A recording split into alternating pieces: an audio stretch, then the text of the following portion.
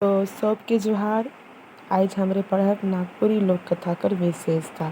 तो लोक कथा कर कुछ आपन विशेषता होवेला, जैसे कि जे सामाजिक जीवन कर हमरे के एकर में चर्चा मिलेला, जेकर में आदमी, पशु, पक्षी, एकर में कोनो भी पात्र हो सकेला। और ओकर बादे जे मन जे है इहे मन आदमी कर बोली हो बोलेना। और ओकर बादे नागपुरी लोक कथा जे है हमेशा सुखांत और मनोरंजन कर साधन रहेला। कोशिश करत रहे कि कहानी सुनल कर बाद भ्रांता कर मन जे है खुशी मन से भरल रहे, से ले हमेशा कहानी जे है सुखांत और मिलन से हमेशा होवत रहे। तो इकर में जे है कहानी कर सुनल पाछे एकर में मंगल कामना कर भावना भी दिखेला। और जेकर में कहानी जे है के कहानी यानी कि लोक कथा जे है के सरल, सहज और मधुर होवेला और रहस्य और रोमांच से भरल रहत रहे।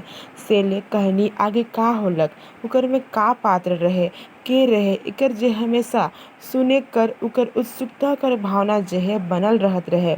से ले लोक कथा इकर में जे है के नैतिकता कर एगो साधन है के कहे के मतलब है कि जे बड़ बुजुर्ग मन रहे उमन अपन जे छुआ मन रहे, अपन बेटा बेटी के जे छुआ मन रहे, जे गाँव कर छुआ मन रहे, उ मन के एगो शिक्षा कर देवे कर एगो साधन रहे लोक कथा। जेकर में उ मन नैतिक शिक्षा जे है के अपन मतलब लोक कथा कर माध्यम से देवत रहे और बतात रहे कि हमेशा भलाई कर काम करे के चाही, बुराई कर काम करे के नहीं चाही। काले कि जे बुराई के काम करत रहे उके हमेशा बुराई कर मतलब सजा मिलत रहे, और जे भलाई काम करत रहे उके हमेशा मतलब अच्छा परिणाम मिलत रहे उमन के।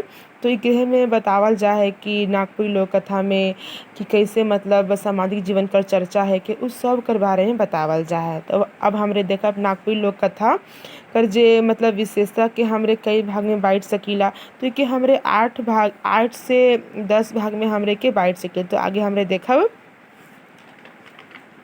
तो सब ले पहला जे है के नागपुरी लोक कथा कर विशेषता कर जे पहला भाग में देखब हमरे प्रेम कर अभिन्न फूट, दूसर है के अश्लीलता कर अभाव, तीसर है के नृत्य कर विलगर मूल प्रवृत्ति से बराबर साहचर्य, मंगल कामना कर भावना, पांचवा सुख और संयोग से कथा कर अंत, छठा रहस्य रोमांच और अलौकिक शक्ति कर प्रधानता, सातवां उत्सुकता कर भावना, आठवां वर्णन कर स्वाभाविकता, नौवां आशावादी दृष्टिकोण और 10वां है के भाग्यवाद एवं कर्मवाद कर समन्वय। तो अब हमरे सब कर जे एक एक करके इकर बारे में जानब कि प्रेम कर अभिन्न फूट कैसे है के, अश्लीलता कर अभाव कैसे है के, इकर बारे में हमरे जानब मतलब कथा कर माध्यम से जान कि कैसे मतलब प्रेम कर अभिन्न फूट है के, कैसे अश्लीलता कर अभाव है के, इस सब कर बारे में हमरे जान। तो चला देखब हमरे पहला जे पॉइंट हमरे कर है के प्रेम कर अभिन्न फूट। तो नागपुरी लोक कथा में लोक जीवन कर प्रेम कर सुंदर चित्रण रहेला। ई जे है मतलब प्रेम भाई बहन कर प्रेम, राजा रानी कर प्रेम, पति पत्नी कर प्रेम, पशु पक्षी कर प्रेम, सब कर जे है सुंदर और सजीव चित्रण हमरे के दिसेला लोक कथा कर माध्यम से। तो इकर में जे है के आपन भाई कर प्रति अगम प्रेम होवेला। तो बहिन जे है मरल पाछे हो कहे के मतलब है कि जे बहिन मर जाएला तो मतलब अपन अब भाई से मतलब अगम प्रेम कर चलते जे अपन भाई ले उ जिंदा हो जाएला, जीवित हो जाएला अपन भाई कर रक्षा करे के लिए। ओ तो ई तरीके से नागपुरी लोक कथा में प्रेम कर जे है के अभिन्न फूट मिलेला। अब हमरे देखब नागपुरी लोक कथा कर विशेषता कर दूसर पॉइंट अश्लीलता कर अभाव। तो चला देखब तो इकर में जे है के अश्लीलता कर अभाव के मतलब है कि जे वन पहाड़ में रहे वाला अशिक्षित गंवार और जे आदमी मन रहे, जे मनुष्य मन रहे उ मन नागपुरी लोक कथा के बनाए हैं, मुदा कोनो कहानी में अश्लील प्रेम कर दर्शन नहीं मिलेला। नागपुरी लोक कथा कर प्रेम पवित्र पावन होवेला और अलौकिक दर्शन से भरल रहेला। बड़ा अचरज होवेला कि अनपढ़ असभ्य आदमी मने ई कहानी मन के बना है, मुदा कोनो ठीन असभ्य कर दर्शन नहीं होई है। तीसर हमरे देखब मनुष्य कर मूल प्रवृत्ति से बराबर साहचर्य। आदमी कर मूल प्रवृत्ति सुख, आशा, निराशा, काम, क्रोध, हिंसा होवेला। नागपुरी लोक कथा में मनुष्य कर यह प्रवृत्ति कर चित्रण होए है। इकर में एगो शाश्वत सत्य रहेला। चौथा पॉइंट हमरे करे के मंगल कामना कर भावना नागपुरी लोक कथा कर एगो मूल विशेषता है कि जेखन जे कहनी सिरा जाएला तो उकर में जे कहनी कहे वाला होवेला उस सब कर मंगल कामना कह के इकर में मतलब कहनी सिराय के पाछे सब कर सुखी मंगल कामना कर भावना की कर में देखावल जा है।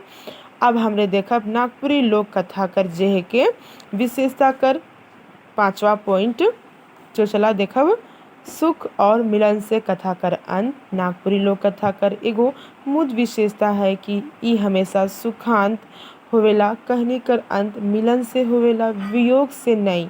कहनी कर नायक सब विपद के दूर कर के आखिर में अपन लक्ष्य के पाएला और सुख मिलन से कहनी कर अंत होवेला।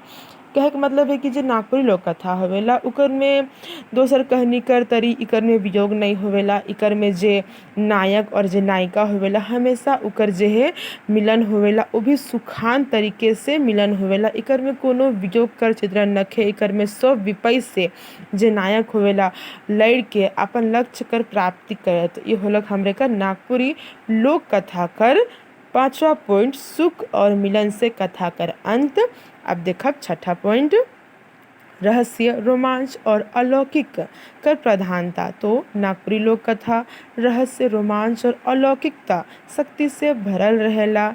इकर में जे विषय होवेला भूत प्रेत परी राक्षस जादूगर डाइन और दोसर अलौकिक शक्ति रहेला। कोनो काम असंभव नखे, जैसे कि उड़े वाला घोड़ा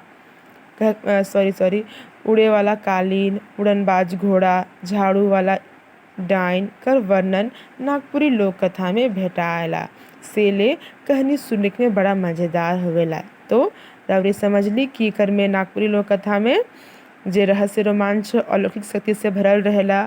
कहे के मतलब है कि जे हमरे कर जे आजी आयु मन रहे उमन पूर्णा बेरा कर जे कहानी मन हमरे के बतात रहे कि ओकर में जादू होवत रहे, डाइन बिसाही रहे, उड़े वाला घोड़ा रहे।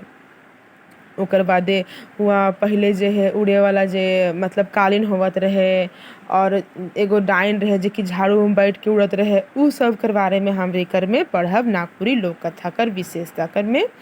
ओकर बादे छठा कर बादे होलक सातवा तो उत्सुकता कर भावना। नागपुरी लोक कथा जे है के रहस्य और रोमांच से भरल रहत रहे। सेले जे कहनी सुनवैया मन है उ मन के ई उत्सुकता होवत रहे कि कहनी आगे का होलक, उकर में का घटना घटलक, कौन पात्र रहे, आगे का होवी, इस सब कर जे है उत्सुकता बनल रहत रहे नागपुरी लोक कथा कर में उत्सुकता कर भावना में। अब देखब हमरे आगे कि वर्णन कर स्वाभाविकता। तो नागपुरी लोक कथा में जे पात्र होवत रहे, जे घटना होवत रहे उ इतना उकर जे सजीव बुझात रहे कि उन काल्पनिक नहीं हो के जे मतलब स्वाभाविक वर्णन उकर में हमरे के बुझात रहे और एकदम सच नियर बुझात रहे। तो ये होलक वर्णन कर स्वाभाविकता। अब नवा है के आशावादी दृष्टिकोण। तो आज काल के जे कहनी होवेला उ तेर मतलब पहले का जे कहनी रहे निराशावादी, मतलब कहे के मतलब है कि आज काल का जे कहनी नियर पहले कर कहनी जे है कि निराशावादी नहीं होवेला। इकर नायक जे होवेला कते कठिन परिश्रम करके आगे बढ़ेला और सब विपद से लड़ के और ओकर बाद जे भयानक गुफा रहेला ओहो उके नहीं रोके पाए ना। और ओकर बाद उ सब कठिन परिश्रम से लड़ के उस सब कठिन मतलब विपद से लड़ के कठिन मेहनत से परिश्रम से लड़ के आगे अपन लक्ष्य कर प्राप्ति करे ना। तो ई देर जे है लोक कथा में जे नायक होवेला उकर में मतलब कोनो विपद से घूरे क और उकर हताश हुए कर में वर्णन नखे। इकर में सब विपद से आगे लड़ के अपन लक्ष्य कर प्राप्ति करे ना। तो ई तेर जे है जे मन कहनी बना है उ मन बड़ा कठिन परिस्थिति में बिता रहे, हाड़ तोड़ मेहनत करत रहे दोसर कबीला कर हमला से और पशु जे हिंसक पशु रहे बनकर उ मन कर हमला से प्रकृति कर मर्यादा सब के झेलक पड़त रहे। मगर उत्साह से भरल उ मनक और कहनी जे हमेशा शत्रु कर ऊपरे विजय कर विश्वास रहे। ये होलक। अब करवाए 10वां भाग्यवाद और कर्मवाद कर समन्वय। तो नागपुरी लोक कथा में जे के भाग्य और कर्म कर जे है के सामान्य महत्व देखल जा है। कहे के मतलब है कि जे नागपुरी लोक कथा मन के जे रचना करे है जे मन बना है तो उ मन जानत रहे कि कि कहनी जे है के मतलब इकर में कि खाली भाग्य से कोनो नहीं मिलेला, मेहनत करे के पड़ेला। और उ मने जे सोचत रहे कि कोनो कहनी जे मतलब ओकर में जे कहे के मतलब है कि कोनो कितनो मेहनत कर ले भाग्य साथ नहीं देवी और सफलता नहीं मिली से ले इकर में भाग्य और कर्म दुइयों कर समन्वय है। तो इ तरह हमरे पढ़ली कि नागपुरी लोक कथा कर विशेषता कर बारे में कि नागपुरी लोक कथा का है के उ सब कर बारे में हमरे जान ली। और ओकर बाद हमरे देखब कि नागपुरी लोक कथा कर सब कर बारे में हमरे इकर से अच्छे से जान के इकर बारे में जान ली कि नागपुरी लोक कथा का है के जे मतलब सामाजिक जीवन कर चर्चा करे ना। तो नागपुरी लोक कथा कर बारे में जे हम अपन आजी आयु जे पहले कर जे बूढ़ा बूढ़ी मन रहे उ मन से हम सुन सके। तो इतने होलक हमरे कर नागपुरी लोक कथा कर विशेषता कर बारे में। तो सबके जोहार। अगर हमरे के नहीं समझ में आवे तो हमरे के कमेंट बॉक्स में कमेंट कर सकीला। सबके जोहार।